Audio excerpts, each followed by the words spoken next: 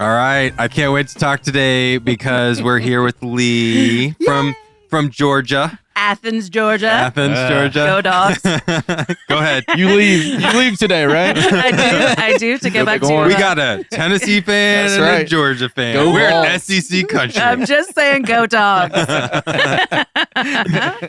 So today we're going to be talking about superheroes. What? No, I'm kidding. No, actually, I'm kind of serious. Okay. No, but the angle that I want to kind of dig into today is really, we're going to be talking about superheroes because it's part of your past. But Sure. But I really want to talk about how we think when we're young affects who we are when we're older. Absolutely. So I'd love to hear this, the superhero aspect of your past. Absolutely. So can we dig into that? And then I want to back it up with some similar stories that I had. Okay. All right. Fair enough. Well, so, I think it's probably pretty universal that when we're grown up, like when we're kids, we see cartoons and we see superheroes. You got Spider-Man and Superman and like so many places. And I think a lot of kids think when I grow up, I want to be a superhero. Certainly when we were on the playground as kids, we all, acted like we were superheroes, sometimes to our detriment. So, for me, Not all of us did that. Oh, really? Just saying. Really? I was Batman. My dad even made me a cave. See, that's what I'm Out of a talking TV about, box. right? It's so fun. Did you have a cape and like a mask? And I whole had deal? the whole thing. I My like dad it. even took out, carved out the bat Uh-huh. on the side of the TV box. Oh, Dude, you that's thought you awesome. were. I threw my sleeping bag in there and would sleep See? in it. Oh, You see, great. that's you see what awesome. I mean? Like, it's so awesome. We're like, wow, this would be amazing. I never did any of that. But that did. sounds awesome. And you had no monkey bar incidents, like third grade? Yeah, I broke my arm. Oh, see? But I that's- wasn't like Trying to fly. Spider-Man. Well, what were you trying to do? Climb across it, show off for the girls. Oh, Hello. the truth comes Curious. out. There's so, Curious. I got you. So, I think, certainly amongst my family, I'm one of 5. And we certainly, had our fair share of wanting to grow up to be superheroes. Wonder Woman was always my favorite. She's also, brown hair, blue eyes, and awesome. So it's certainly what, I think it's one of those things that's like super fun to think about when you're a kid.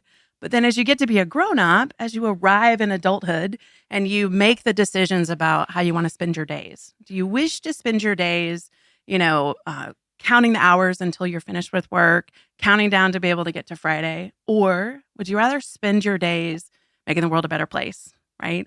Doing the things that you can to be able to make other people's lives better, to really thrive in what you're doing. And I think that's part of it. So, we're sort of tongue-in-cheek about the superhero idea that's there, but I do genuinely believe that in the places where we have skills to help people, sleep better at night, to feel more confident about what they do, to be able to take things that are really scary and really difficult for people and sort of help take some of that frustration away. To me, it's a little bit like Wonder Woman with her Your fabulous superpower? That's exactly right. Yeah. That's So- exactly right. So literally, when you're a little girl thinking about being Wonder Woman Yeah, to where your career path is today, there's a connection there. definitely. That's awesome. So to me, All it's right, more Batman, was there a connection with you? like give us. We get some fun gadgets to play with. Ooh, can you We got give us this your thing ba- called simplicity? Can you give us your Batman voice? No, I didn't have that. Oh. I still have it. You'll have to. I am You have to add that Batman. to your goals. Yes. Goal for 2025. I'm Batman. I think for all of us, the idea is, like, as we're making decisions about where we want to invest our time, right? So we can always make more money, but time is something that is finite. So when you think about what do I want to, on the day that I look back at my life, what do I want my hours to have been filled with? I want it to be filled with having made the world a better place. Unfortunately, I do not have a lasso of truth, an invisible jet, super cool bracelets to fight the bad guys. I am super impressed that you listed what was the first thing you said? It was an invisible jet. And the lasso of truth. Wow. You might have a Wait. lasso of truth. Oh, I see where I like Yeah. it. I like it. So, are you not familiar with the lore of Wonder Woman? Paul Durso. The lore? The lore. No. Whoa. Are you a villain now? no, sorry. That was just like. She plays both sides. I do. No, it is. So, she had a lasso of truth. So when the bad guys were trying to sort of sneak through, she could wrap her lasso of truth, and they had to tell the truth in that situation. That's hilarious. I loved it. Actually, I have seen the Wonder Woman, the movies, and The as newest you one? said that, Yeah. I was like, oh yeah, they had that. They did. Yeah, Yeah, the no, gold. for sure. lasso. Yeah. For sure. Okay. For sure. So I can remember when I was a little kid. You think back as I'm listening to you, talk about the connection. I know we're teasing about the Batman, but Yeah. the two things that have been super consistent in my life are one very big one has been the inventor in me. Mhm. Simplicity of software. Like I've always been a creative, and I can remember when I was in Buffalo, New York. I don't remember how old I was. We'll say I was 10, and I've always been an inventor. Mm. And Maybe you're secretly Iron Man. Ooh, well, when Tony you Stark. walked into my bedroom, I had this like a ruler that was underneath my door, and it was tied to a string that went up to a pulley. So when you open the door, it would push the ruler down. It was the pulley system. There was a little piece of cardboard Mhm. that would pull up like this, and a little ball Mhm. would now run around a track that I had put around the rim of my room. Mhm. It would go down, and it would drop on the one side, and then when it dropped, it pulled another pulley and a string that would pull that. Remember old TVs that had the pull-out knobs? Oh, yeah. So that I had a string tied to Had that. enough force to pull that out? Yeah, Wow. it was pretty big marble. Yeah. And then it would pull the string, drop another little gadget, another marble, turn the TV on, and then that marble did a couple things, which was super cool. You saw things moving in my house, in my bedroom. And then I would go to my chair. I had a bunk bed, Mhm. and then I had a chair underneath my bunk bed, like a little couch area. And then the TV was over there. Mhm. By the time I sat down, the TV would come on, Mm. and then a newspaper would drop down. And it was the Financial Times, Uh-huh, where of it had all the stocks. Of course. And I didn't know what I was doing. Sure. Yeah. But I would sit there as a little kid with my stocks, and I'd be like, "Oh yeah, we're gonna buy that one. We're gonna sell that one." And I've Oh made my this goodness. whole thing up Uh-huh. just for fun. Uh-huh. Although the TV one I kept, but the newspaper I only had there for a little bit, and then Mm. it turned into like turning on a fan and because whatever. Mm. But those two things in that story I'm telling, which I wish I had pictures of it, because Yeah. it was the coolest That's thing awesome. ever. My friends would come over like, "What do you have going on now?" I had crazy. Mm. God, I Then had it like, became a game, right? Oh, I had, like, what else can I alarms. do? Yeah. Mhm. like where somebody came in at the wrong time, Mhm. bad things would happen, Uh-oh. Mm, And like in my closet, I had booby traps. It was Mm. super fun. And but thinking back as a kid, I'm like, I used to look at the stock, the financial section of the newspaper at stocks, as a kid. I Mhm. never wanted to be a financial advisor. Okay, God pulled me into this business. This was never a career path or choice. Mhm. It was what God called me to do. But I can remember as a 10-year-old kid wanting to be a financial, like that was the only thing I can ever remember as a kid ever wanting to be. Mhm. That one little section was a financial advisor. But Mhm. I didn't even know what a financial advisor was. Mhm. I just know they were like the successful guys with suits on, Mhm. and they read the paper. That's all I knew. And I grew up very poor, Mhm. and we never had a lot, and I wanted to break out of that. Sure. We always lived on the other side of the track, so to Mm. speak. And sometimes we lived in Mission. Sometimes my parents never, their first home that they ever bought was like when I was like 30. Wow. Like I was out of the house. So, I just remember when I was young, like I wanted that to be a part of my life where I didn't want to live, Mhm. over there, and I wanted to be successful. I wanted to wear a suit, which is so funny because I hate, and anybody who's watching this right now is like, no suits. you don't even wear a dress shirt, But the financial aspect and the creative, Mhm. and Mhm. what we are as a kid definitely plays a role on who Mhm. we are as an adult. Absolutely. I mean, would you say anything? Oh, I mean, I grew up the son of two teachers, Mhm. one in high school, one in elementary school, and I mean, and we were in very rural Western North Carolina. I love where I'm from, but I don't know if it was just the product where we were at, but my wife is from the same spot, and we talk about this all the time. Like, we just didn't know Mhm. what was out there. Everything was a dream to us, Mhm. like, but I didn't even know what to dream. Mhm. Like, superheroes seemed more logical than being a financial advisor sure. because I'd never even Batman. heard of one. Batman. Yeah. Wonder Woman. I was like, that's just something on TV. Uh-huh. I think Yep. you have to live in New York. Of course. Of You course. have to wear a suit. Uh-huh. That doesn't sound fun. So, like, maybe something. So then I thought you had to live in Gotham. Yeah. Which is New York. See, I know that Which one. is New York. No, I meant as the That's financial true. advisor. That- So- yeah. But so it was just very like I still to this day kind of pinch myself at how I've ended up here. Like it's only through God that happens. Absolutely. But it's been, the financial side is just, it's awesome to be able to kind of pull some of that superhero out, I guess. So and help people. So now we've kind of talked through this superhero thing, and now you're a financial advisor. How are you, looking back to your childhood and thinking about the lasso of truth and your gadgets of being Batman? Yeah. How has that changed or affected or inspired you to act and be a financial advisor today? Yeah, that's a great question. So I had a friend ask me recently, Leigh, what do you think is the most important thing what's the most important trait for somebody to have if they want to be a good financial advisor? I mean, obviously it's got to be that they love math. And I was like, actually, really? I don't think that's it. Yeah. I think there's a perspective out there that, we spend our time with like the rulers and the math and there is, the only ruler I ever had in my life pulled a marble down. Building these crazy inventions, right? So yes, you need to understand the math, but so little of what I spend my days talking to people about is about the numbers, right? So like talking to people about their financial stuff, we always come back to the dollars and cents of it. But the conversation about money is actually a gateway into the rest of their life.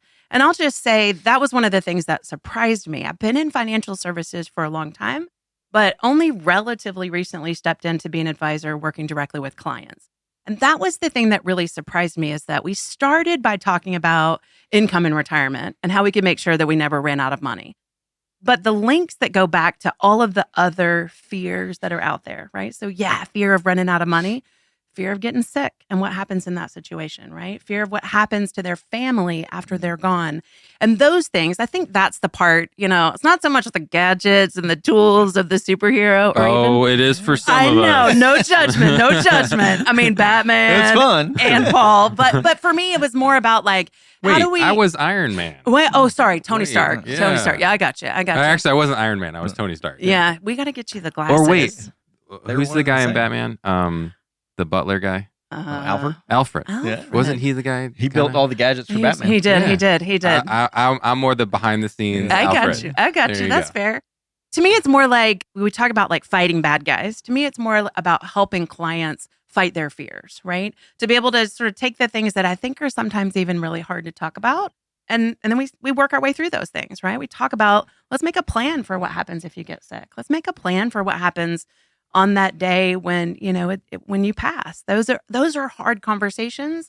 I think it's just really important. And it's so, in my mind, in my sillier moments, I mean, that's what I feel like we're here to do, is to really, yes, there's math involved in it. Yes, we need to understand all of those things. The computers do most of that math, right? It's really more about helping people sort of understand what they're worried about and then finding solutions for them, beating the bad guys of fear and worry and like all of those things that I think are really scary to talk about. We do our best to talk about that stuff. What are your thoughts? Batman was a lot of things, and yes, he had wealth and he had all these fun gadgets, but I think at the root of it all, he loved his community. Absolutely. And he was always trying to protect Gotham. Absolutely. And for me, I think wow, we just went deep. Yeah. What? Where did that come from? Well, wasn't that the plan? You gave me a couple minutes to think about it. I like it. I was really like, dang. Yeah. And honestly, that wasn't even on our notes. But no, that's truly where my heart is to serve this community. And we've talked about it in other podcasts, kind of my journey and where my true passion is and how my whole mindset has transitioned around the city of Charlotte and even this vocation of being a financial advisor. Absolutely. Exactly. It truly is. So I think at the root of who Bruce Wayne and Batman are like, he wanted to serve his community and make it a better place. So next time you come to the office, I got to go, Bruce? Batman? Who are you today? Just going to get a giant poster and put it on the wall of our new office. I love it. Absolutely. Hey, Bruce. How you doing? All right, last question, then we'll shut this thing down. Okay. And this would be a fun one. Do you think you have a financial superpower to help your clients? If you do, what would it be? Ooh, is that question to Kyle, a.k.a. Bruce Wayne, a.k.a. Batman? Or to me? Wonder Woman. What? Ooh. And that Bruce. Yeah. Bruce Bat. You, That- Yeah. What do you think? Well, super. I don't know. I've had a very interesting arc through my professional career, and even What do just you mean growing arc? up. What does that mean? Just my journey to okay. being a financial advisor Mhm. is not very traditional at all. Mhm. Even my upbringing's very different than a lot of folks, I feel like. So I would just say all of those life experiences have really helped to find empathy, common ground, be able to hear people from where they are without any judgment. Like, it's Absolutely. like where you're coming in is awesome. I'm just glad you're here. Mhm. Now let's get to work and start helping you get where you want to be. Absolutely. Absolutely. All right, Wonder Woman. All right. Here What's comes. your superpower? You ready? What's your lasso of You truth? ready? You ready? I care. Boom. I care. We're I'm- done. that We're just done. mark it down. So, I mean, The shield of care. It is the, and I think you said it really well, right? I like it, right? The hug of care. It is, and I, to me, it goes back to like that whole idea about the way that people sort of invite you into their lives when you care. So I had a client in Athens. I had worked with her and her husband for several years. He'd gotten quite sick. It was in hospice care. And as he was coming to the end of his life, she called and said, "Would you like to come see him?" And there's an honor, there's a place that goes beyond just, again, the math and the science of it all, to be like, you care for people, you show up for people, you make a difference in your community every day. And I don't know a lot of places that people get to do that in the way that we do as financial advisors. And it means a lot. Yeah, That's awesome. that was the one thing whenever I was thinking about becoming an advisor that no financial advisor that I was talking to Mhm. warned me about. Oh, yeah. Was like Oh, yeah. the weight Oh, at yeah. which people invite you into their life Absolutely. in all kinds of ways. And so Absolutely.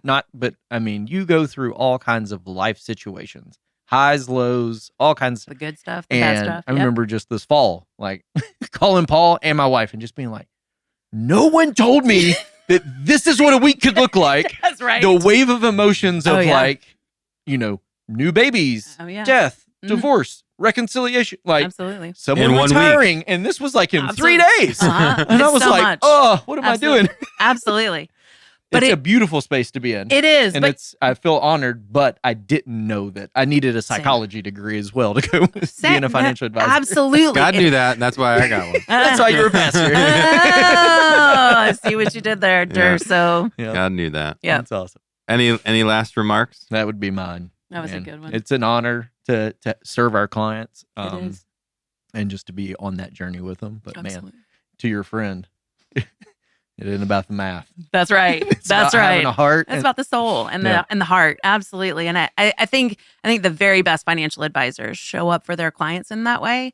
I hear a lot of times about people that are like, "Oh yeah, my guy's like, this is how much growth you got, and this is how much so and so," and that's just a very different relationship. I think it's part of the spirit of what we do here. And so, should we build a bat cave? I feel like we might need to. I would love a bat cave. I feel like we've kind As of long been as in I it. can be in there creating, like being that little lab guy. Your gadgets. I love Yeah, it. that I would love be- it, Tony that'd Stark. be a happy place. For me. Absolutely. This was Good. fun. Yeah. Yeah. Thanks Thank for coming on the show. Thanks for having me.